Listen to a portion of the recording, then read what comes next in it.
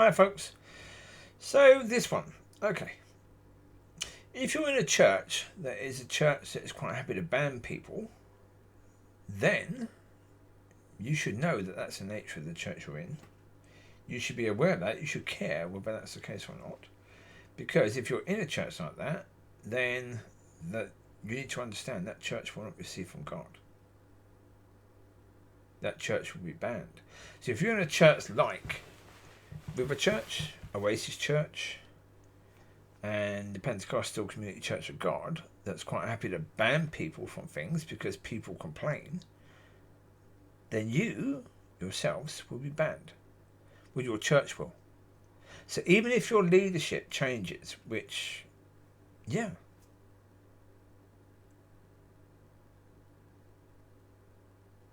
be careful what church you go to.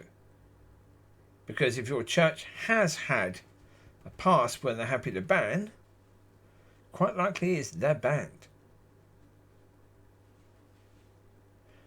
Again, people don't consider, we see in the Word of God consequences. If you sow seed, you bear fruit. Why is it the idiots in charge of church or the idiots that go to church don't consider consequences? Don't think that seed is sown, fruit is going to come from that. If you sow a negative seed, like banning people, you're going to get negative fruit. I use the word idiots. Why is it idiots don't think? Because, come on! Isn't it blinking obvious?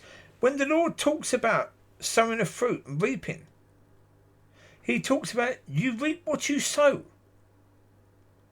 If you reap what you sow, be bloody careful about what you're sowing.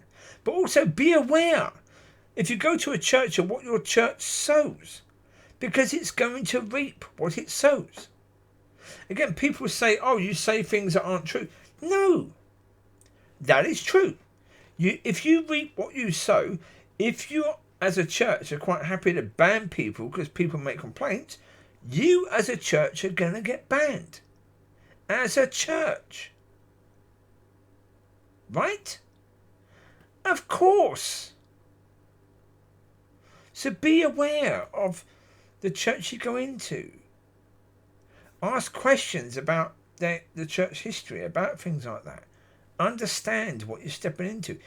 So if you're local to Elgin, don't ever go to the River Church in Elgin. Don't go to the River Church in Banff. Don't go to the Oasis Church, and don't go to the Pentecostal Church of God. Because when God starts bringing something new, that won't come to your church. It won't. Churches are waiting for revival.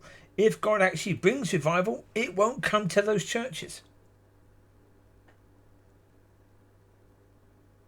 Why? All these things are so blinking important. These tiny details matter so much. So much. And yeah, people are just very unaware. For some reason, I don't know why. I mean, it has to come, it comes back to leadership, or the lack of. The terrible quality of leadership, I mean, over the years, my goodness me. But as I say, the reality is, if in most churches, the leaders are the only people that are willing to actually step up and do the job, you can't really blame them. Somebody had to do the job, otherwise that church would have collapsed and closed. And actually, some churches should have closed. When you've got a congregation of people that have no desire to do what God has called them to do, then bye-bye. You should close as a church because you have no use whatsoever. You are of zero use. Right? Yeah. It is what it is. Come on. Come on. This whole point that you reap what you sow, and right now people are being very, very careless about what they sow. Churches are being very, very careless about what they sow.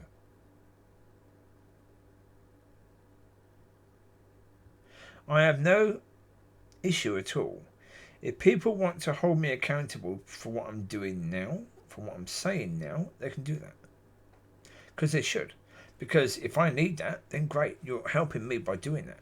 A thumbs down is not doing that. A thumbs down is about you, not about doing that. So don't think giving a thumbs down is going to do that. It's not. If I'm wrong, then help me to understand I'm wrong. For my sake. Right? Otherwise,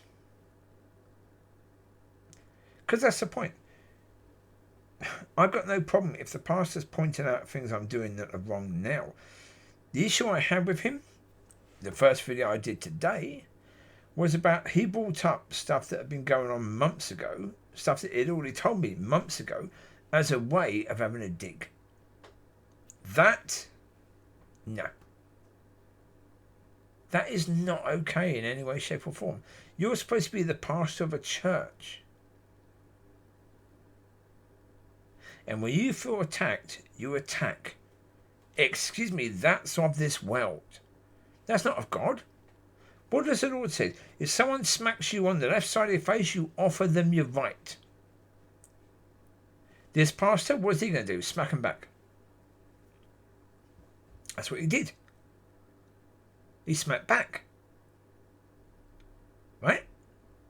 He got offended with the fact that I was pointing out that Jeff Oates wasn't doing things according to the world.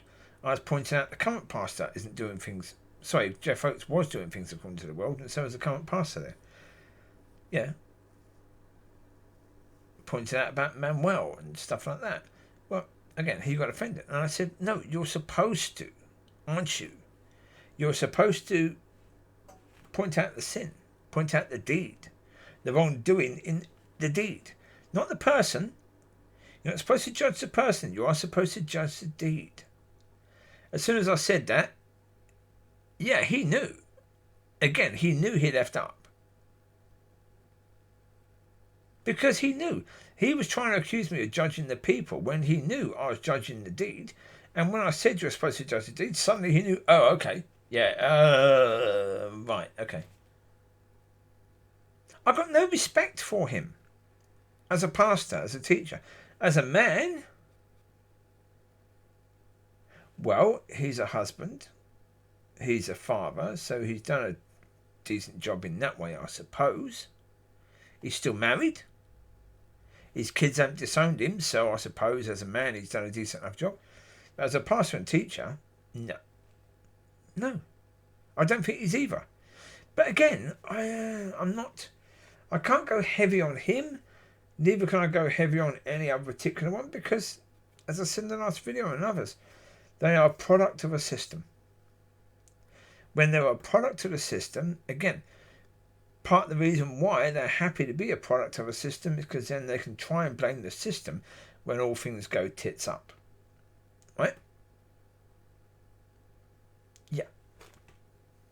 And that phrase, tits up, means, when you fall flat on your back. But, yeah. Well, there you go. You've learned something now. Yeah.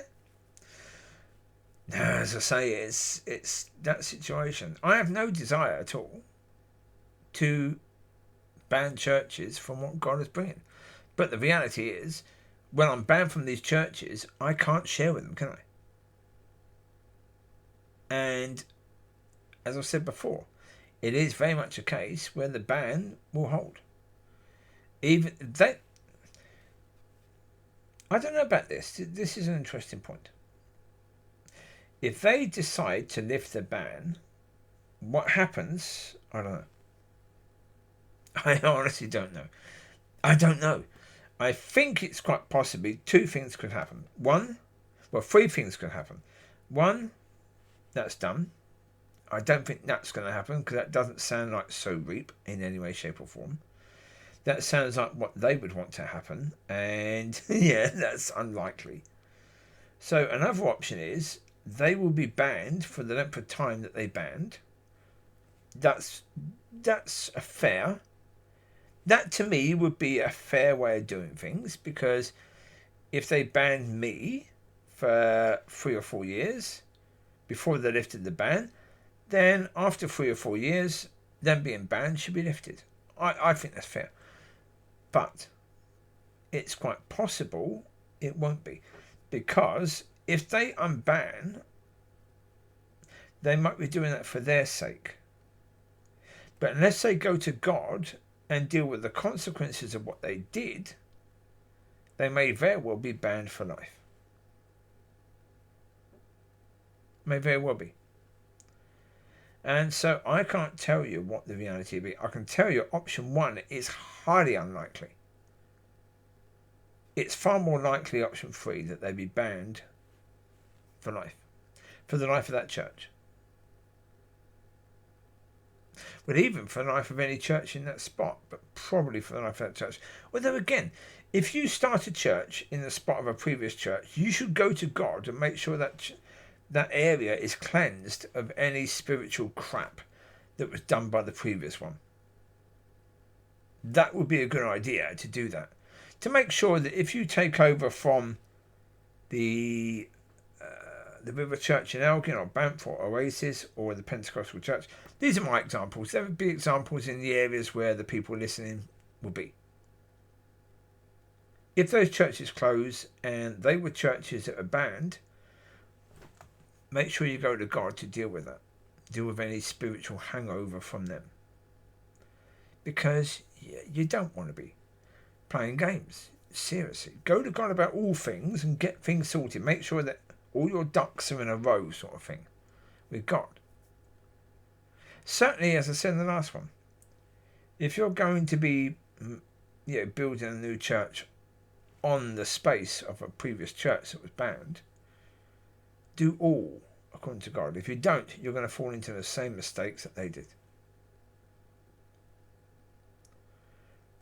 Do all according to God. That way you will avoid the mistakes that were made by the previous administration in that building. Because this is the point, my goodness me, they make mistakes. All the time. Well, they will do. Because, if you have a leadership of the only people who are willing to step up, then you have people that really shouldn't be there in leadership. They're people who are not able to lead. So, of course, they're going to fall over themselves and make mistakes when they're trying to lead, aren't they? That's going to be the case. It's natural. You can't necessarily blame them for that when they shouldn't be there. So you take care. God bless.